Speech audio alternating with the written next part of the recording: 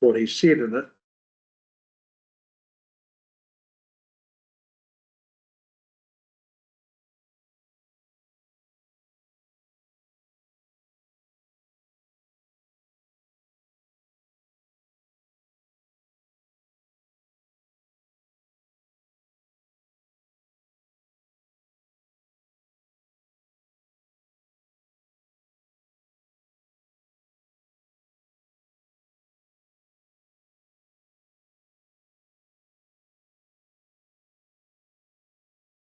Yeah, 25th of February 2026. Obviously, apologies from the mayor, and I'll be in third place today. So we'll start off. I'll just put a here. Whakataka te hao ki te uru, whakataka te hao ki te tonga, kia makina, ki uta, kia matara ki tai, ihiake, ana te Atakura, he teo, he huka, he hau hu, haumai, huia, tahi kia. And the English translation of that is obviously prepare the winds from the west, prepare the winds from the south, let the breeze be gentle on land, let the breeze be gentle on the sea, let the red tip dawn come with a sharpened ear, a touch of frost, a promise of a new day. Which I thought was, given that we had a frost a couple of days ago in February, I thought that was quite apt. Which is a little unusual.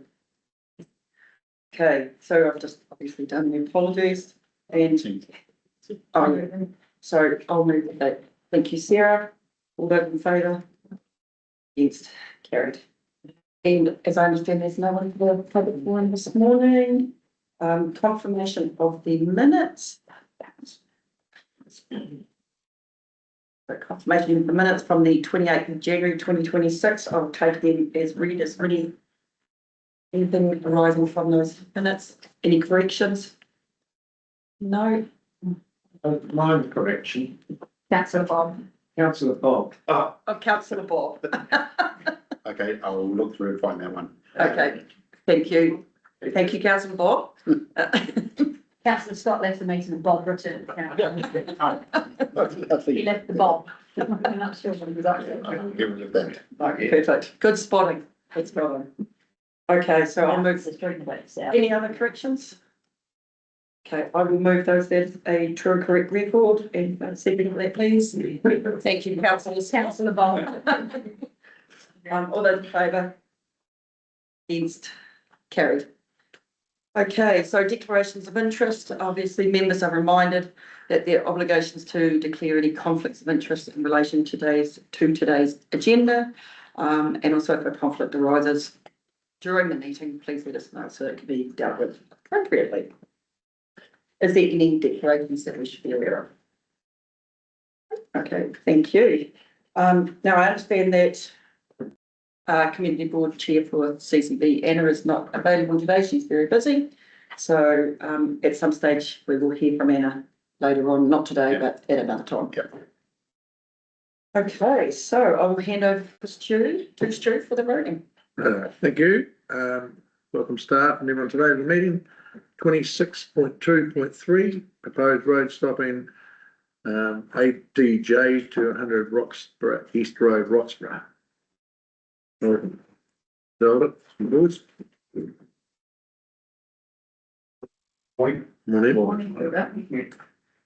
report is regards read. Basically with the road realignment of Roxburgh East Road around those properties, and we're recommending that it's done under the Public Works Act. It's just really doing not the full width of the road, and there's no public access effect in this case. So I just propose that we accept the recommendations to see the report. Any questions?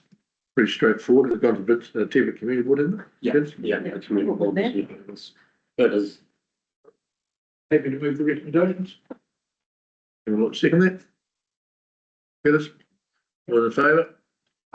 Those against? Carried. Thank you very much. Okay, That was nice and easy for you guys, that one there. Okay, so I'll pass that with for community vision and experience. Sarah. Thank you. 26.2.4 Alexander Golf Club shed.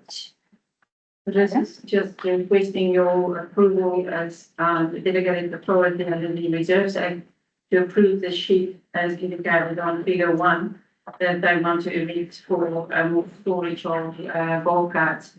Again, just following the recommendations.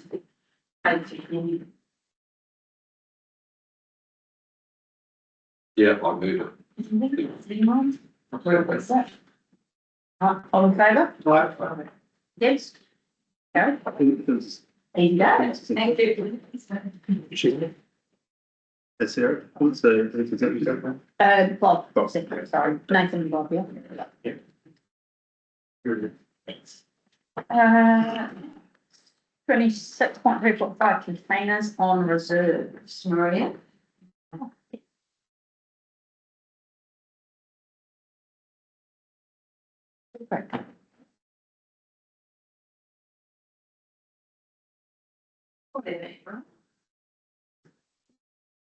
Okay, Sarah. Today, I'm presenting the containers on reserves policy for adoption. Over time, we've seen an increasing demand for shipping containers and similar storage structures on our parts and reserves. Historically, approvals have been granted on an ad hoc basis. In some cases, there was a formal community board approval for a period of time. In other cases, containers were placed without a lease or a license under the Reserves Act. This has created inconsistency across the district, visual and immediate impacts on reserves, and limited ability for council to enforce conditions or require removal if the group folds or moves on. The purpose of the policy is to ensure is to introduce a clear, consistent, and legally compliant framework. Under the Reserves Act 1977, any building or structure on reserve land requires formal authorisation through a lease or licence.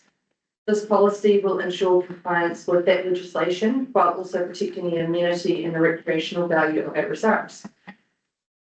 And the policy is going to set out the types of containers that may be considered, the approval requirements, including a licence to occupy, design expectations to reduce visual impact, including screening and recessive colours, time limits, typically up to 2 years, and clear expectations around renewal, maintenance and removal.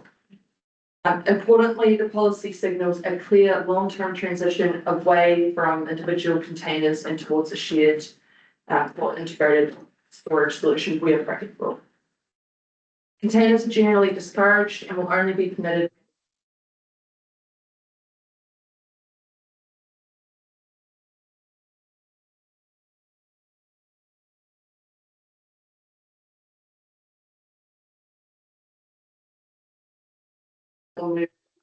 occasionally being linked with the cost of removing containers or remediating ground surfaces. The policy introduces a financial mechanism to ensure that responsibility remains with the user, not the ratepayer. In December and February, we workshopped this policy with all 4 community boards. There was support for having a financial mechanism in place. That was the feedback that we got from community boards. Some boards suggested a non-refundable fee, recognising that containers occupy public open space, often for exclusive private use. A fee can activate the signal and discourage containers.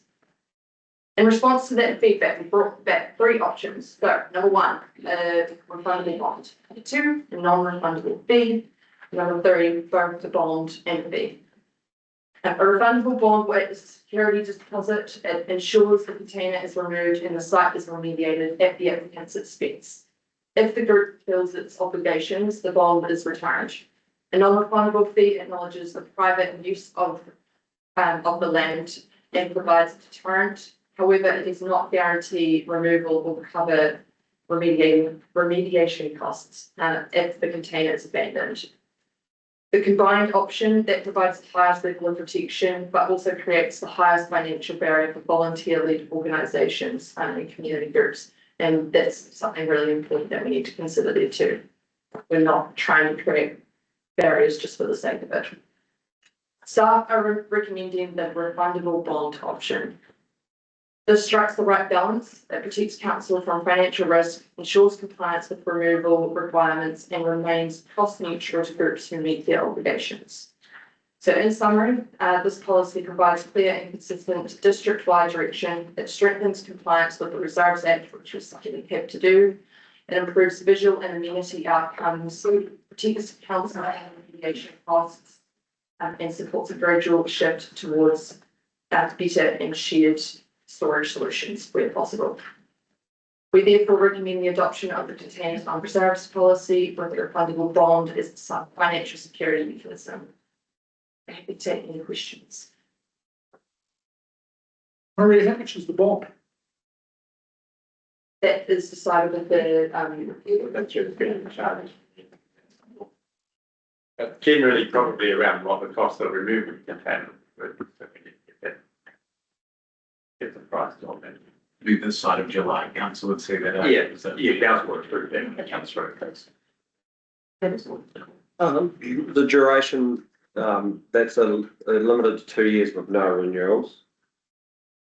they can go back with renewals. Yeah, there's an option to come back and apply for a renewal, Right. but it's not guaranteed. No, okay. I'm just thinking of smaller groups who you're likely to be dealing with, and if they've got to put a container there, screen it, paint it and stuff, and they're only guaranteed for 2 years, that may be cost prohibitive for some groups, and I'm just wondering. And we want to work with them quite closely to see that the container was the option for them. Yeah. Rather than, and if there's other options, so that's what we intend to do before we sort of bring these, containers. So what I'm getting at is, do you have discretion to change that 2 years? They can come back It's to right. council, get a renewal, which will need to be started. Right, which Through the conversation. you don't envisage would be a major, if No, I don't think so. Well, what we're trying to signal here that it's not 2 years, but 2 years with 2 years, 20 years gone by. Yeah. That's 2 years and then maybe halfway through getting a proposal, so we'll give them another 2 years. We're having that discussion on a 2 year basis, Yeah. though, as things change. Yeah. But I think it's not a bad thing. Yeah. Yeah, no, it's just the 2 years with no renewals. I was just trying to clarify that. Yeah, so it's not Okay. just a hard and fast, yeah, but it's not a hard and fast 2 years, you're out. You can have a renewal. Yeah. It's not a renewal, it's an extension. Yeah, an extension, yeah. Yes, that's.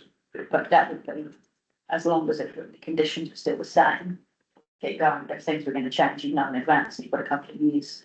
Yeah. Entities out there with containers already in place.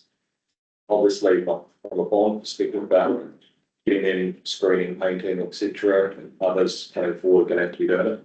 Is there? Idea. That's a great question.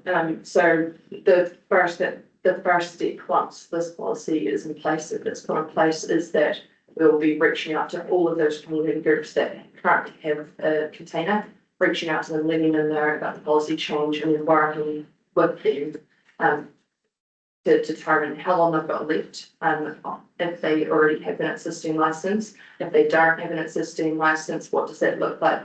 They need to jump in and go through the application process.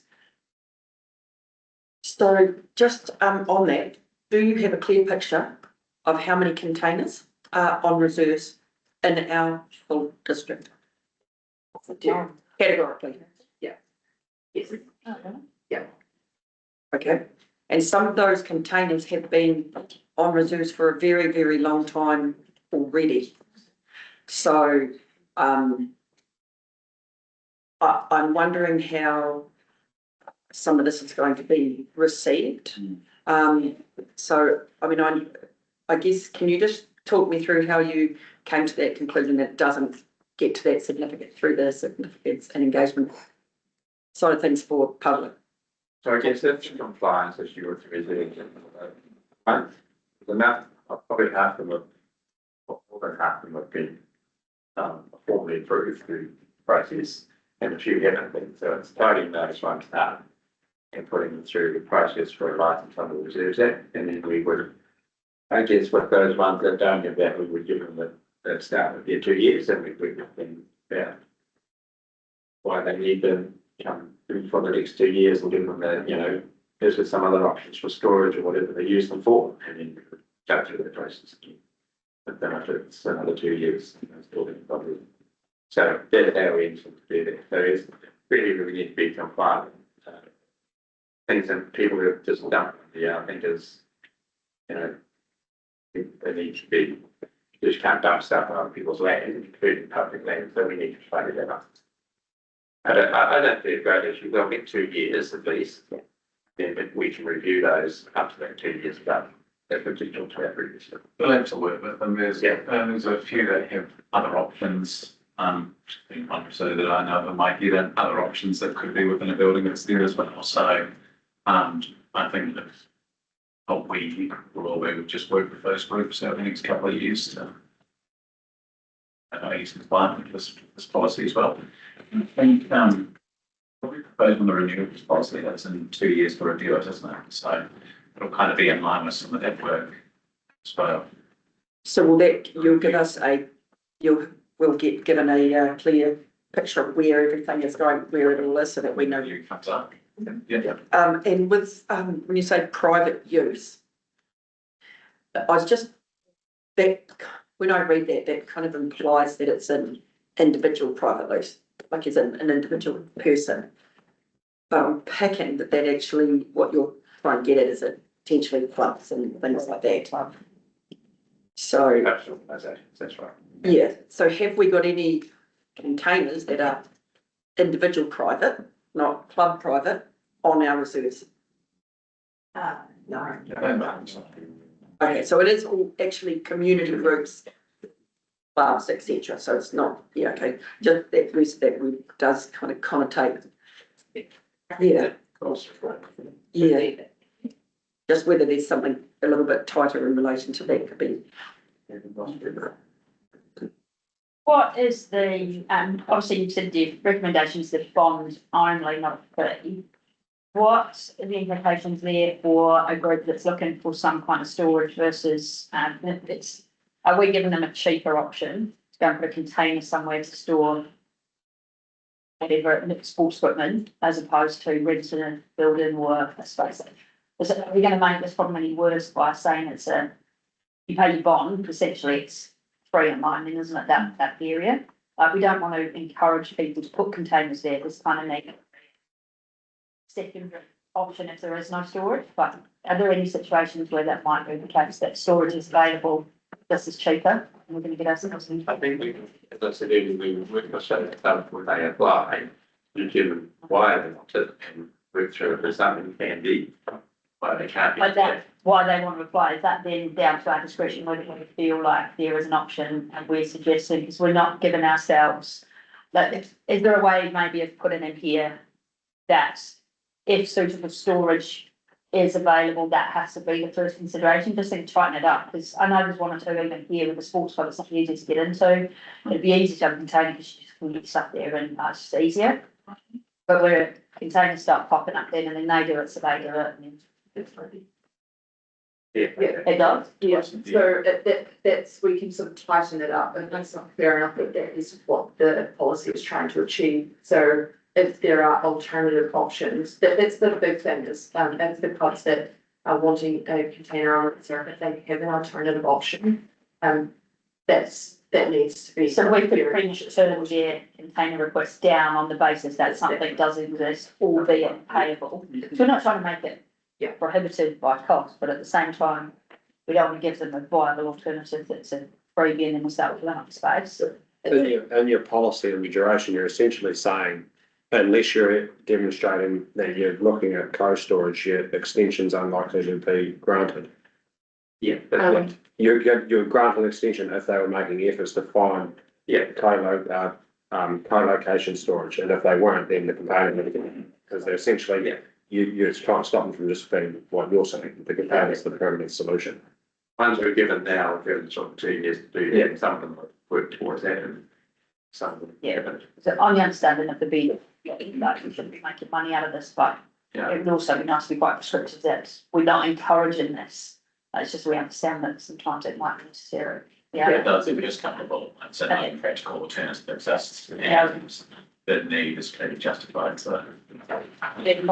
All reasonable options for shared or integrated storage have been explored, so that piece there has been written specifically. So we can get that, something that, good, I guess also it could be a situation where, containers would need to be replaced by a permanent structure. In which case you obviously have to go through the sort of consent themselves to do that because it's beyond council land.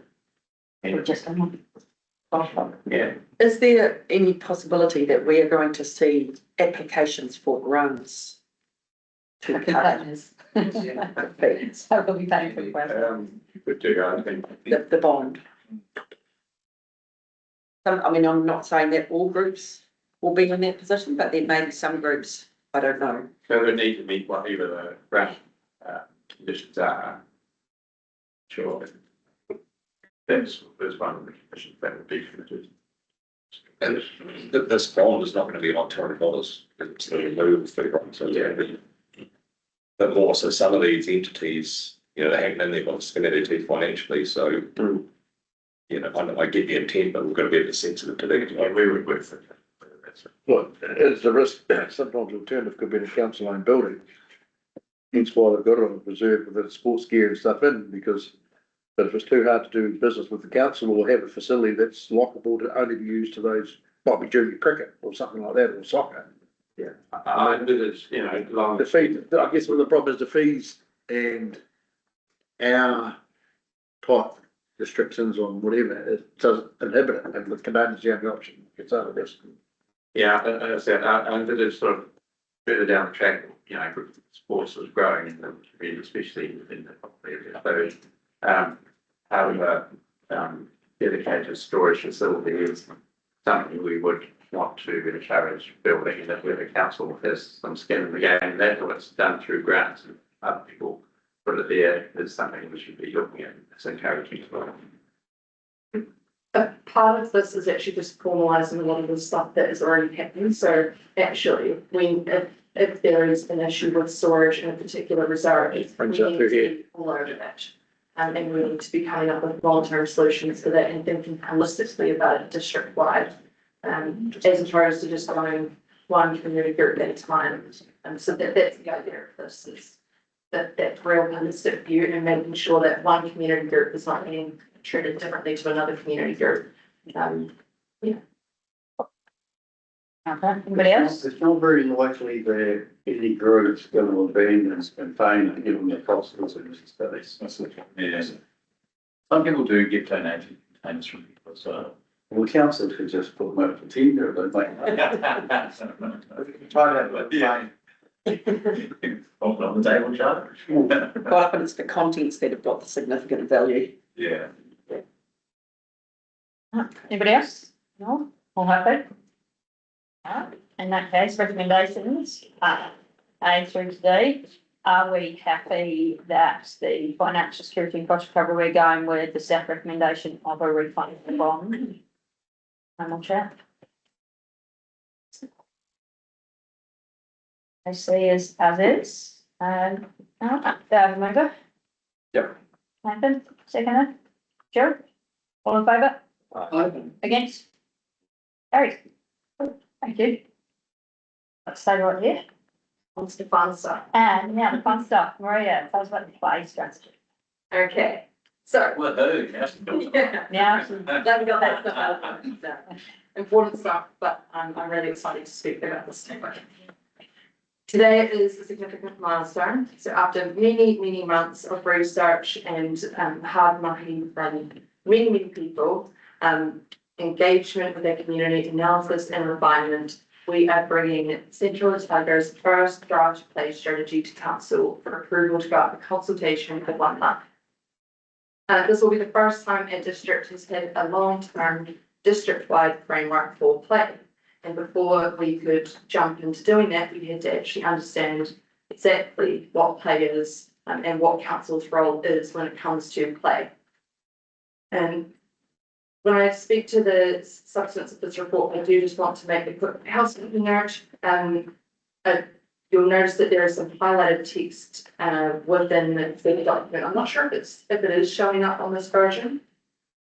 Okay. Maybe it's not. Might be. Okay, Right, shouldn't have drawn attention to it. Okay, well, I was gonna say not important, and that will be removed. There is one small refinement, that we will be making there, which is on page 9. So this is the vision page, which says Central Otago, one expansive playground. And the supporting line, beneath is being adjusted to everyone's place, creating our future. That was feedback that I've worked through with Okaha, who we partnered with on this project. And it brings it better. So just one small update there. I want to briefly reset why this work matters. There are a few sort of new faces in the room that I haven't spoken to about this project. In the last year, we have been committing to regular updates on the play strategies. There has been a lot of work done in the background. And what we've never had, as I said before, is a clear district-wide direction for guiding assets related to play, guiding how they connect, evolve, and prioritise over time. So traditionally, council would provide a play through individual assets, so that playgrounds, your skate parks, your bike parks, and these have been managed site by site, but of course with a holistic sort of overview of the district. These assets, so play spaces are some of the most visible and heavily used community infrastructure that we provide. They influence whether families feel our towns are welcoming, how young people engage with public space, how connected communities feel, and how a public ground supports well-being. Well-designed play environments build confidence, independence, and social connection. They contribute directly to livability. And it goes without saying, but our play spaces, like that is where children develop. Play is extremely important for development, for physical development, for mental and emotional development. I could bore you with a bunch of statistics on that. You're going to hear a lot of that from the play advocates when they're here. So, yeah.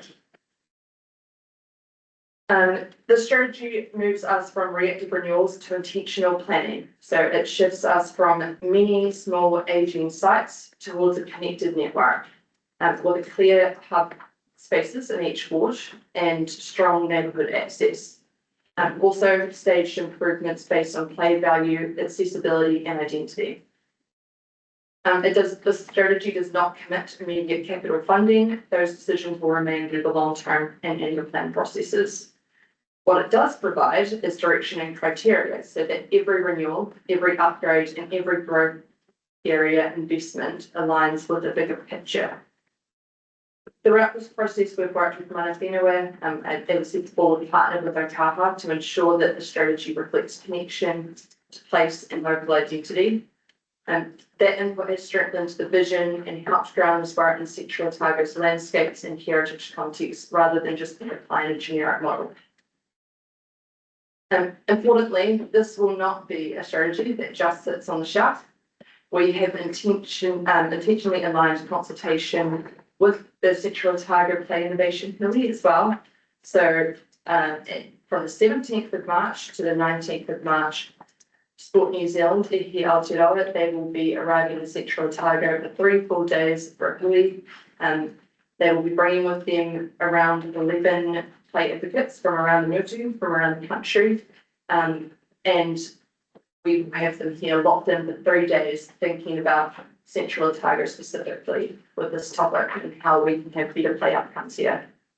Our practitioners and specialists working nationally to provide improved play outcomes.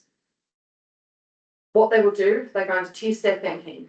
They will challenge our assumptions and they will provide feedback on whether we've got this right and how we can strengthen it before adoption. Which is obviously a fantastic opportunity to have that level of expertise really honing in on the strategy. They won't just be looking at the strategy, they will be going further than that. They won't just be looking at the parks and recreation team, they will be going further than that. This is going to ensure that the strategy is locally grounded and nationally informed. This strategy has already had a lot of engagement work done, so we've engaged with over 580 people in the pre-engagement. in 2025. So including 143 students through targeted youth workshops. It was Sports Central who led that part of the work. And yeah, it was awesome to be able to partner with them on that. The draft translates very clearly the community signals that we've heard. So strong support for nature-based play, better shade and supporting amenities, more adventurous opportunities for older children for rangatahi, inclusive design, and maintaining neighbourhood access. The consultation phase is going to test whether we've accurately translated those signals into the district-wide direction. So we're asking, did we get it right? Ultimately, this is a change-making piece of work, so it will influence how our towns grow, how public space is experienced, and how future investment decisions are made. It gives council clarity, equity, and consistency over a 30-year horizon. And one piece that I'd really like to reinforce too is, this play strategy does sort of ask us to think a little bit more broadly when it comes to play, and to realise that while we do need to sort of put money into things like playgrounds, actually there are really cost-effective and simple solutions sometimes, and we've been sometimes go right underneath the nose. So we're going to be taking advantage of those ideas. And I think the play advocates, they will bring quite a few more of those ideas too. Today's recommendation is to approve the draft play strategy for public consultation so we can refine it with the community and national input before returning it to you for adoption. We're now happy to take things part. Do you think it's a No. Don't let them sue. They go like balls. It's been around for sort of 12 months. I think when you kicked it off, we wanted to play games, and some cool stuff in council meetings. So, it's the kind of, this whole thing is a great thing, but everybody in the entire community, and, the first of it for us. So, yeah. I think it's great. I think you've done a fantastic job getting around the communities and bringing awareness to ours, like from our corner. The only thing I'm looking at the usage, and I'd argue like to the Paulbird playground and the ones in the Minnetonka that the use is low. But they do get used a lot because a lot of those kids will be down the river catching eels or doing the play stuff that while they might not be using council facilities, they'll be there screaming around, climbing trees or shooting rabbits or doing something, but no, I think it's been a great bit of work and I look forward to the meeting with the group. I know our community board will come in through, but I think you've done a great job. Thank you, Stu. I'd love to comment on that. So just because you're seeing that low, the word low there, that does not mean that it's not important that we invest in those spaces. It actually could be telling us the opposite. So that was a part of this big piece of work we've done in the background, which you're not seeing in the strategy because for you it's a spreadsheet, but it's the spreadsheet has helped us look at this from a really equitable point of view and go, okay, how often are play spaces being used? But just because they're not being used, it doesn't mean you don't invest in them. It might mean it's we need to invest in that play space. It's really not doing a good job, and people aren't getting there for that reason. So there's all sorts of nuances there. But I just like to really make sure everyone understands that we're thinking about this from an equitable point of view. And so numbers of like how many children at play space serves, that's important, but there are other factors to consider too. And we've considered all of those in detail, and we've now got that data to support decisions in the future too. But some of the statistics are quite shocking when you only get 7% of the population of kids of the right age and not participating in any outdoor activity. I'm not going to say it's parents a bit to blame for that, because we've wrapped the kids up in cotton wool, so they're kicking them outside and climbing trees or doing stuff. And it shows that most statistics, what's it going to be for health or other aspects of our communities down the road? Because it's very important. I think you're doing a great job. Yeah, agree completely. But I guess, so when this goes out to consultation, how does our community, irrespective of where you are, get involved, and how do they, if they've got a great idea, how do they get it across the line? And especially in light of the rates side of things and how do you incorporate getting some things done with the financial burden, so to speak? Do you mean specifically in the engagement piece part of getting the community involved then, or do you mean after? Well, I mean, both really, actually. How do you get them engaged on both sides? Because you don't want to have them get engaged and then be kind of stymied at the first hurdle, which could be the financial hurdle. But how do you, because obviously, yeah, I agree, the work's fantastic. And play important for every age. Right. And demographic. Yeah. Okay, I guess there's two pieces to the question. So number one with the engagement piece, we are already in contact with communities. And so because we had such a heavy pre-engagement piece, we've now got this luxury of being able to return to those same groups of people with, and they've come on the journey the whole way. We've got groups of people that would workshop this list, and they were there when we said, how do we actually, where do we find the young people to engage with, and how do we do that? They've helped us go through that process, so they understand this piece of Mahi really well. So we will be returning to those people, but also there will be a survey that's open to everyone. I will sort of be clear that we engaged a lot with Tamariki and Rangatahi in the first piece, and that's going to be a little bit less our focus this time because now they're getting into the meat of the draft strategy itself, and there will be. The survey will be open to everyone, we're not excluding anyone, but our focus now is returning to the groups that helped us build the strategy along the way, and there are a lot of those groups. I think the second part of that is have a fund with it. So the strategy will give us some direction on that. Through the plan. Council consider and I guess consult again on that, on those options and priorities as we go through the consultation for the long-term plan. That's what sort of timing of this is for, so we can have some inject, I guess, some issue, certainly with the community wide, then we can fund program and prioritise that through the funding streams that are available. And then there's other third party funders that also fund playgrounds, and then as Maria alluded to, there's low cost options that we can do. It's cost of funding, just engaging with the right community groups to help with that. I think about just in there, sort of talk about formal play and natural play and things like that, that might not actually come at a cost. At a cost. That you refer to us and all of the different options about the fees and things like that. So Shooting rabbits. You're gonna tell me. Looks like stones, I mean, the stone. Gun licenses, section. Are any of you familiar with the play trailer from Sports Central? So they've got a trailer of essentially sponge gum, and it's some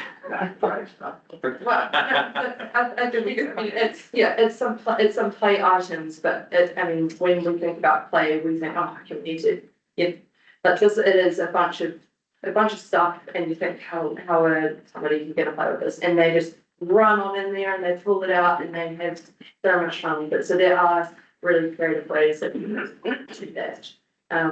So yeah, that's the stuff that we'll be able to explore with this strategy, supporting us in the future.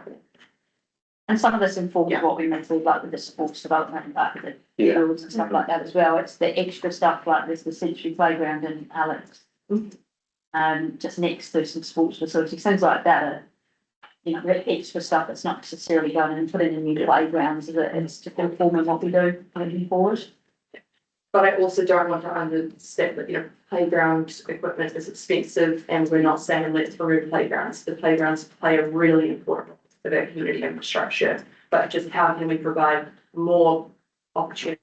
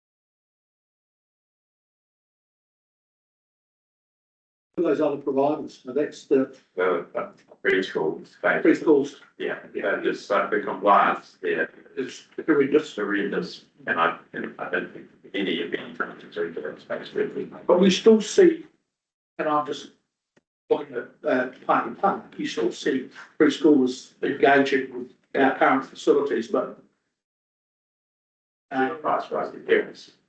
But yes, that's right, and they need to be challenged to do that. yeah, But we don't specifically have under. so we're not, it's, yeah, so we we're have about 5 and above, so, you know, for like to try 5-year-old stuff and how that development, so we're talking about. Also, sometimes it's not about the content of the playground, it's also about the surroundings too, and the opportunities that it can provide. So if we plan and design our play spaces really carefully, they would be next to a natural area.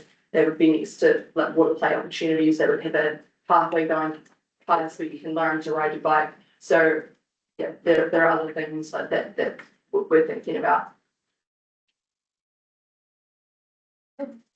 I said, Maria's done so much work on this, and the hurry that's coming here next month is huge, and she's very understated in accepting praise, but she's done an amazing job here, and it's a huge thing. Like, these are New Zealand experts. What did you say, somebody with a doctorate in parkour? Multiple people. Yeah, like, this is really the doctors. So just place you up to decide the achievement of getting that here, and she is an internationally known podcaster in parks now, so we've done well. Well done, Ruth. All right, Stu, you can move that. Yeah, We'll move on. 5 seconds, all in favour? Yes. Great. Thank you. Apologies for the beeping too. But The metronome, it's keeping us. Wayne has got that all sorted, so we are now back on live. Those of you that I may have missed a couple of minutes, our apologies, but we have sorted out that now. Yes. Thank you. All right, let's move on to the facility by the Brazen River. 6.27, come join us.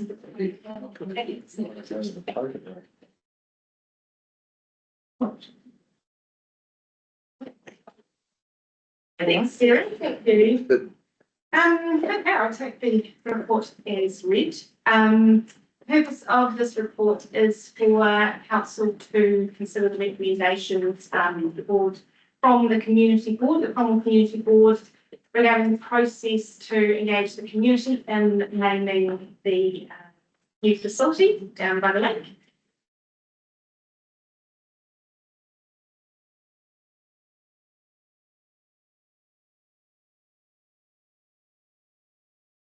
Name gifted by Whenua, and also English names. It's also been agreed that council would gather feedback from the community on the English name. At a CCB and council workshop in early February, timeframe and process was discussed, and it was recommended that a engagement period of 2 weeks gathering feedback from the community would be appropriate, with a high level of awareness and engagement campaign in the lead up. So just wanting to get your thoughts, your approval on that. You wrote the workshops too, eh? Yeah. Yeah, I think the big thing was, Chair, so Harrison was, she was very much in support of making sure that the entire community, this is about, the region. So for everyone to, if you want to have a say, to make sure that you have that opportunity. And it's open to everyone, so it's an inclusive project. Yes, exactly. Yeah. We have had presence at AMP shows already, having a bit of a discussion across the district. I think there's been limited interest, to be honest. But I think most of the interest will be here. But we have got a wide campaign happening across the district on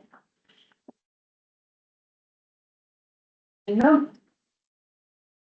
Because we consulted on the name, does it not have to be the name? Well, we're gathering feedback at this stage. Yeah, don't. So decision. Yeah. Yeah, I know, just, when you went to consultation, that was replacing something with something, so. The name was Well, let's just see what comes out. Dead Right. There will be no predetermination. It'll just be a decision that's made after all of the ideas come through. And hope we have a robust discussion. I'm sure we will. Draw your attention to recommendation D, that notes that the elected members will lead the community engagement with support from council staff. So out you go, have you are. I'm happy to move if there's no. Smooth, second? Yep. Cheryl nodded before you said yes, Cheryl, all in favour? Any against? Carried. Thank you. Let's have some now. Oh, that's Stuart's right. Right, 26, so, Branson, netball says, those on. Welcome. Go on, change pages. One time. Good morning. I'm at the report of read. What we're trying to achieve is putting in a new lease for the netball centre at Molyneux Park.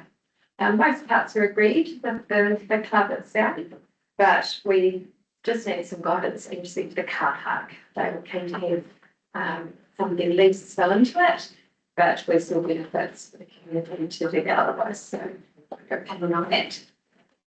Careful, yes. Yeah. What can I have for this one? Yep. So I have quite a bit of doing netball by for years, so I'm quite familiar with the lease. They've got two big concerns, starting with car park. Their only reason for wanting a lease over the car park was access to those doors at the back of the storage facility. Quite often they do get blocked in and they can't get up. That's where ambulances park when there's games on, but it's also for storage. So they understand they don't need the car park, they don't need to park vehicles on there, they don't need to use that space. All they want is assurance that that access will be maintained pretty much 50%, I guess, that whether it's through marking or whatever we do there, that they have access to the building that they're leasing, and that in their mind, the only way they could ensure that is by taking that ownership. Yeah. So easily done for moment. Yeah, and I think that's all they need is to know that that's possible. It is, but it doesn't always work, and I know I've kids that play netball and have been here and anybody will just park there. And it's a difficult one. And I have got through a suggestion for Rodan to see if they could maybe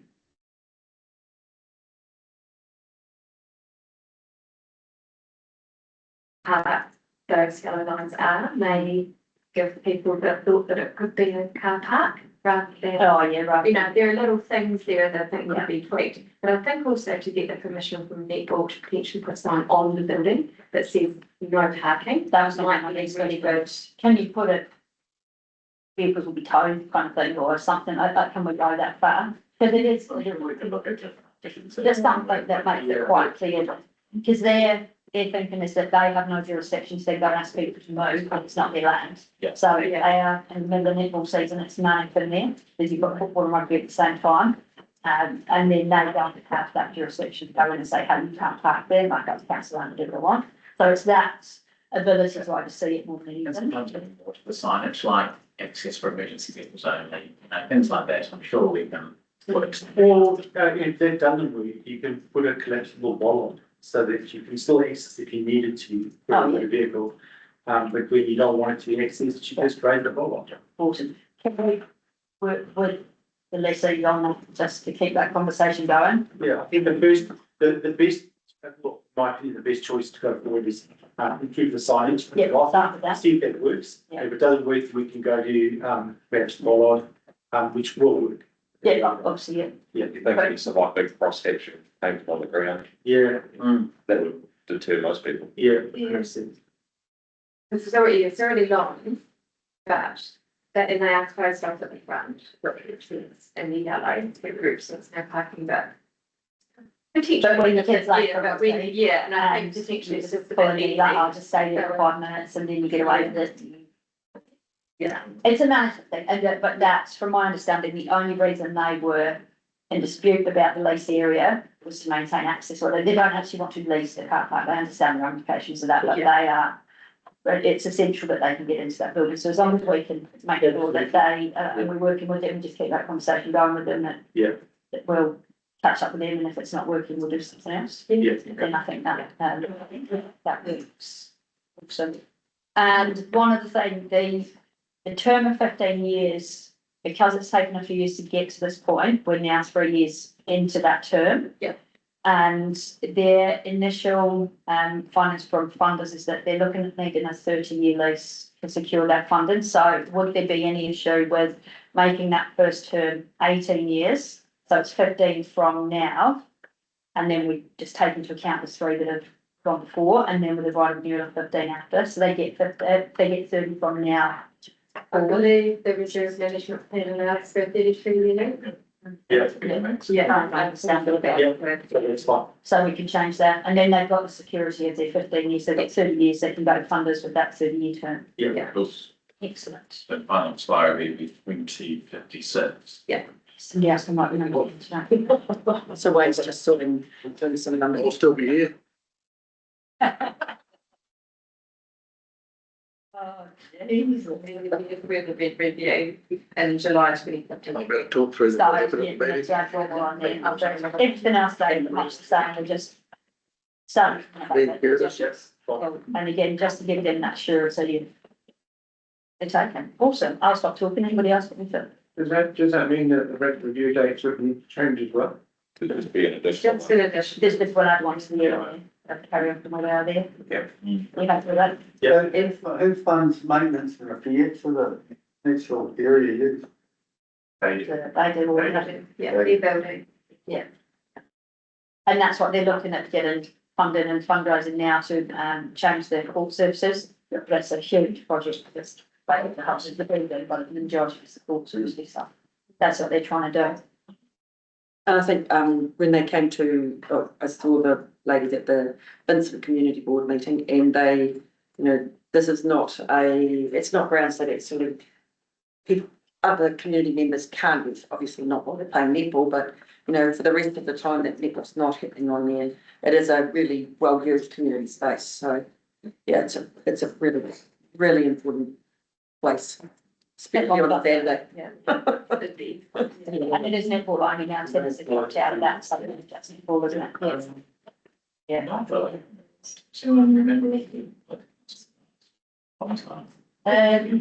pretty good at sourcing for that, yeah, so I don't think they have watch this stuff. It'd be quite large, so be service so. Yeah. It'd be good to get this other one. You can time it. What are you talking about? As I say, you might have been good to be challenged from netball. I'm a hockey player, Matt, I'm not a I'm wondering that. So Wayne's just going to put it up on, that's going to keep going to behind it. Here we go. 18 minutes. What is it, CT? Hang on, next is maybe not. All right. So change it to, from 15 to 18. Then for that initial term. Added a rent review date, 2023, made the final expiry date, 2056. And that I do not include the house, the entirety of the space. Is everybody happy with that on the screen? I'll move that. I'll second it. Stu seconds, all in favour? Against? Carried. Thank you. Can you go back to the carbon position now, if that's passing, and that will just keep that with open for back. Oh, that's me done. Thanks, Sarah. Right, okay, so the next two items, obviously the financial report and the forecast, we're going to switch those over. So Donna, is she here? Fighting. Donna, would you like to come up? Paul? That's what you want to switch around.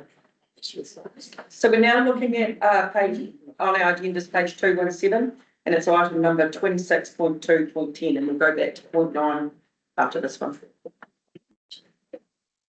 And so take this paper as being read. This report discusses the financials as at 31 December 2025. For the 6 months of the financial year, the council had an overall favourable variance of 4.2 million and an overall surplus of 8.8 million. Income has a favourable variance of 2.2 with subsidies and grants, fees, charges, land, asset sales, other revenue and other gains being higher than budget. And with rates, development and financial contributions and interest revenue being behind budget. Other revenue is higher due to insurance proceeds from the Roxburgh Entertainment Centre. So this has been offset with the expected capital contributions to be received from the Many Hectare Valley Community Hub. And there has been a bit of that income come through since writing this report. Expenditure has a favourable variance of 2 million with personnel costs and other expenses being lower than budget, and depreciation and the cost of land sales being higher than budget. So the depreciation expense is higher due to the revaluations that were carried out on 30 June 2025. This is a non-cash increase to expenditure, as depreciation is based on the age of the assets and the utilisation of those over time. And the cost of the land sales is cemetery road land sales, and this is recovered by the sales revenue. Other expenses which I didn't add the detail on the report for you in the summary section, is due to the funding of grants, the water charges that the council pays for its parks and buildings, along with our annual insurance costs, operating and maintenance costs. Well, these to have favourable variance here. Capital expenditure has a favourable variance of 12 million, and 30% of the total revised budget has been spent. Some projects are in different stages, investigation and design through tenders and under construction. There is more to be discussed in the forecast to report. At present, our total external debt is, at December, is 17 million. The debt being uplifted from Memorial Hall in the Three Rivers area. As at today, it is at 85 million. We have added a new section into this report for Southern Waters loan. This is just to give you a gauge of where we are based on what was agreed on the 8.8 million and where we are at the national financial.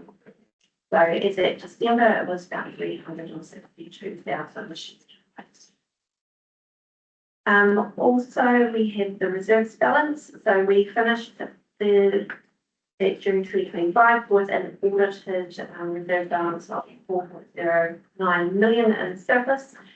Based on our carrying forward the long-term plan movement and the resolutions at December, we have an estimated closing balance for this financial year of 24.3 million.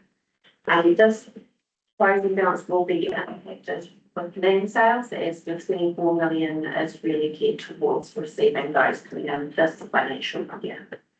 There will be further adjustments as forecast to will allude to, and the next financial reports will have those adjustments pull through if those are accepted.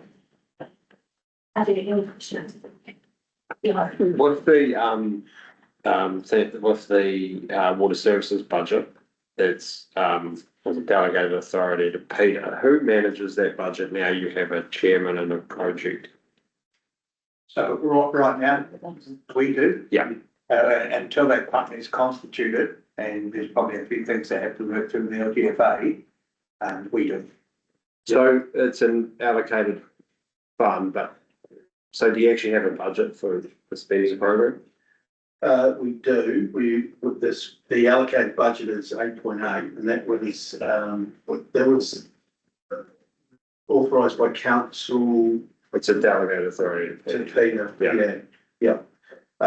So the what will happen with that 8.8 is, that will get transferred to the new entity once it's constituted, and they will manage their budgets and borrow in their name.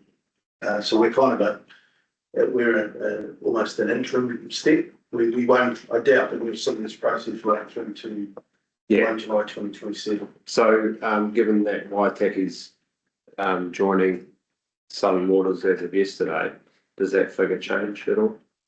That joining subject to this council's approval of. Yeah, sorry, yeah, but okay, do you anticipate that figure? Look, it may do, the 8.8, my understanding was, or is that will fund things like, enterprise software systems and asset management systems and the like. I would expect that it would be a marginal cost increase because we're dealing with more data. But the underlying, I guess, purchase of software and consultants and like shouldn't exchange a lot. But you are dealing with more information that you're going to have to collate and bring into a new instance. So there will be potentially some increase there. We don't know what that is yet. We'll look at that once all the councils have approved Waitaki's entrance, and then I guess we'll get a reset in terms of what the costs are likely to be. But I guess from that, we will take more of a steer from the new entity as to what they think they might be.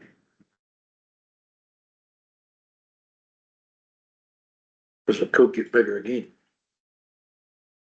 It could be, but I think it's important to remember that it being bigger again is effectively going to be Southern Waters Limited, ultimately their, because they will get the debt, whatever the debt happens to be, when they're constituted, we can start to transfer. That will be what they will end up with. I don't anticipate that we would have spent $8.8 million by the time that happens. So, yeah, in short, budget's still under our control. Yes. Isn't it? One question, just, when Waitaki were originally, this were being done then, was there a budget set by back then?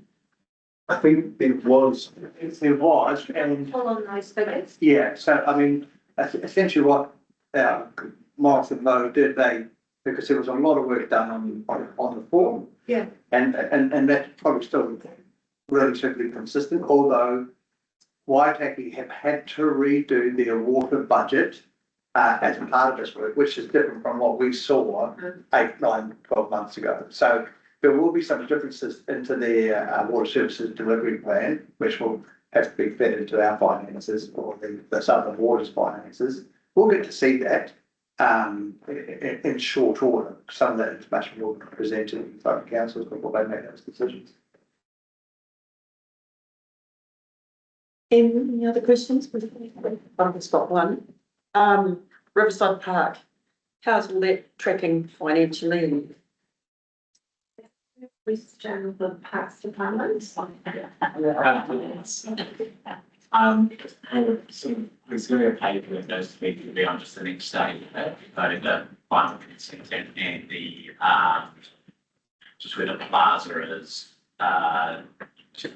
finish that as the ramp and stuff as part of the LTP in the future, so it's still sitting, most of that 100,000 sitting there in that budget, so continue that, so we'll decide that the next meeting will not, so can't get be resolved, so you don't have them with them.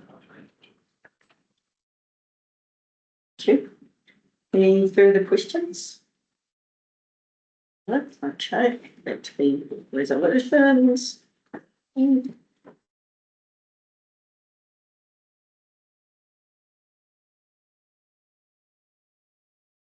Right, so the recommendation is that the report be received. Thank you, Curtis. Thank you, Martin. All those in favour? Against? Okay, SAWIC. This is item 26.2.9. I'll take the report as read. This report shows the second forecast for the financial year and it covers the operational budgets and the capital expenditure budgets. It also highlights the capital expenditure program for the current year, and we expect some of the budgets and projects to continue into the next financial year, and where we think those budgets should be incorporated into the annual plan 26-26. Operational forecast shows that their revenue is expected to increase by $7.3 million for the financial year, and the expenditure is expected to increase by $744,000. So overall, that's an increase to the surplus of an additional $6.6 million. The table 1 of the report highlights the summary of those movements across the different activities. The main driver, as covered in the financial report just moments ago, is that the insurance claim from the Roxburgh Exchange Centre is expected to be realised in this year, and part of that is the increase in the expected revenue.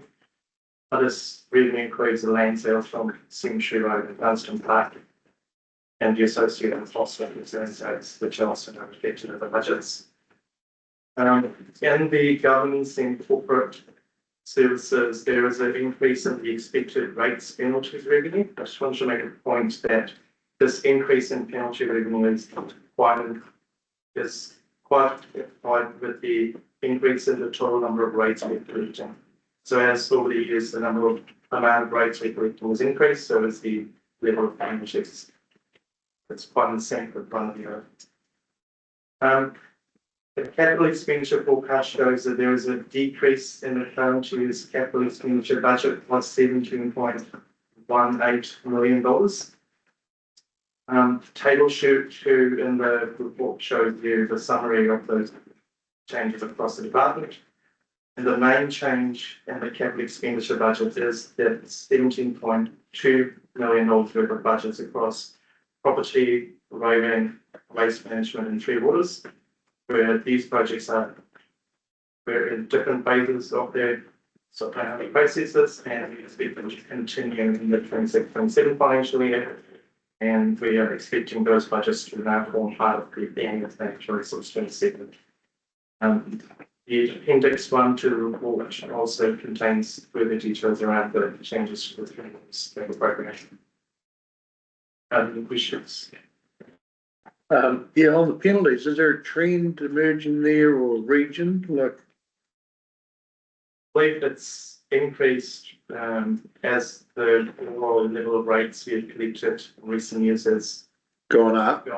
And similarly, the penalties have also now shown that trend. So are some of those long-standing penalties, I guess I'm saying, when does a penalty become too much of a penalty?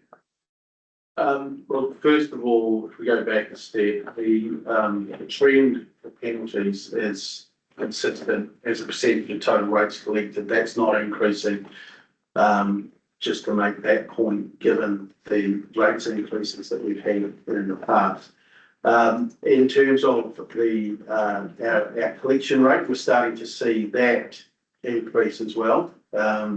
Last Audit and Risk Committee meeting, I noted that there was cash coming into the business of just under $50,000 from collection of debt. We find that we've now got a policy effectively of pushing to rating sales. That needs to happen, and we will be working on dealing with abandoned land as that comes up as well. So some of it's in that abandoned land. Some of it will be abandoned. Yeah, we're taking a bit more of a proactive approach and starting to collect this. And I think the stuff that we've seen coming in is showing that that's working for us. Cool.